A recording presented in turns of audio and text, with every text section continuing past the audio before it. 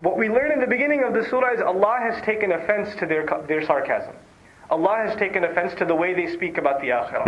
So Allah says, عَمَّ يَتَسَاءَلُونَ.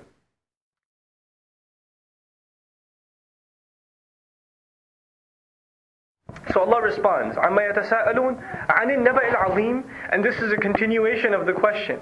Are they really asking about an-naba al-azim? An-naba in Arabic means news, but there's another word in Arabic for news which is khabar. So there are two words now. There's naba and there's khabar.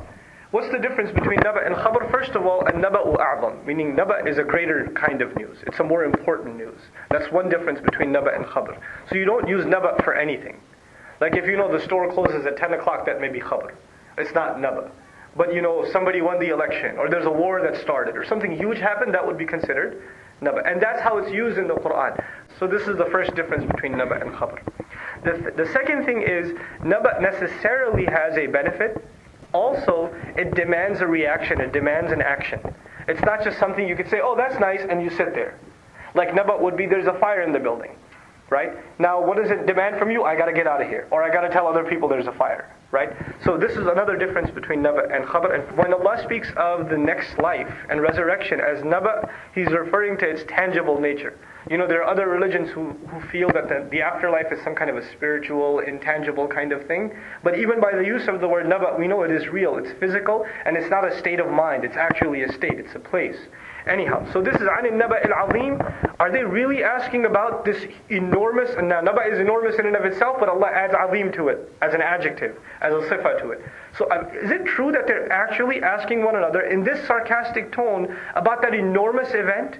About that enormous news that is supposed to lead them to some kind of action, and yet instead of leading them to action, it's leading them to make this kind of ridicule. And then Allah adds another rhetorical question. All of this is rhetorical questions so far. الَّذِي هُمْ فِيهِ مُخْتَلِفُونَ. الَّذِي actually is called ism sila, okay, ism mawsul rather, and hum fihi mukhtalifun in grammar is called silatul mawsul. All of this is an adjective of a naba. So the next ayah number 3, is actually the whole ayah is an adjective of the word an-naba. The first adjective is al-azim, and the second adjective is alladhi hum fihi mukhtalifun. And a coarse translation is that which they are themselves in disagreement in or with. Okay, they're among themselves, they are in disagreement in regards to this news. But the way the ayah is structured is in the ismiya form, in the nominal form. The benefit this has is, what this tells us is, this is something they're doing all the time. That this disagreement that they have among each other, Allah Azza wa Jal, for example, didn't say الَّذِينَ هُمْ فِيهِ يَخْتَلِفُونَ. He said الَّذِينَ هُمْ فِيهِ مُخْتَلِفُونَ. The ism fa'il is used. And the noun usage indicates something that's going on constantly. Like a noun is permanent and a verb is temporary. Then the word fihi, this prepositional phrase, has been positioned in between hum and mukhtalifun. Instead of Allah saying alladhina hum mukhtalifuna fihi, which is norm in Arabic, Allah says alladhina hum fihi mukhtalifun. And what this produces is a shock. Is it really about that they are disagreeing among themselves? Now the word ikhtilaf, a little bit about it, and we move forward inshallah ta'ala. The word ikhtilaf, it indicates two things. It indicates a manifest disagreement, meaning they're actually physically disagreeing among each other. What this tells us is not only were they being sarcastic about akhirah, they all had their own theories too. Some of them had the idea, okay, we're not going to come back. Some of them had the idea, we're all going to go to heaven. So they have these different kinds of opinions about themselves, but ikhtilaf also means to have a discord or friction within one's own self.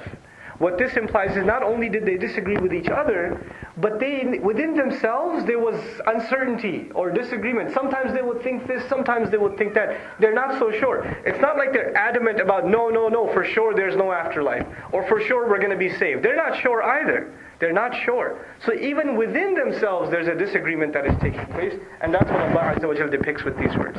Then He says, كَلَّا سَيَعْلَمُونَ ثُمَّ كَلَّا سَيَعْلَمُونَ. This has been repeated, and oftentimes it's argued that this repetition takes place only for the purpose of mubalagha, which in English is called hyperbole, to emphasize something. You know, the Old English translation of كَلَّا سَيَعْلَمُونَ ثُمَّ كَلَّا سَيَعْلَمُونَ is, nay, they're going to soon find out. Nay, then again, nay, they will soon find out. This is how it's commonly translated. Let's first explore the word kalla, and then we'll talk about the repetition. Kalla, according to Sibawayh and some other grammarians, mostly from Basra, they believe that this has to do with the word rada', or stop. Meaning whatever you're talking about, stop. You're going to find out very soon. Because you put it in that context, right? They're running their mouth, and all of a sudden Allah says, stop. You're going to find out very soon. So that's one opinion on what kalla means.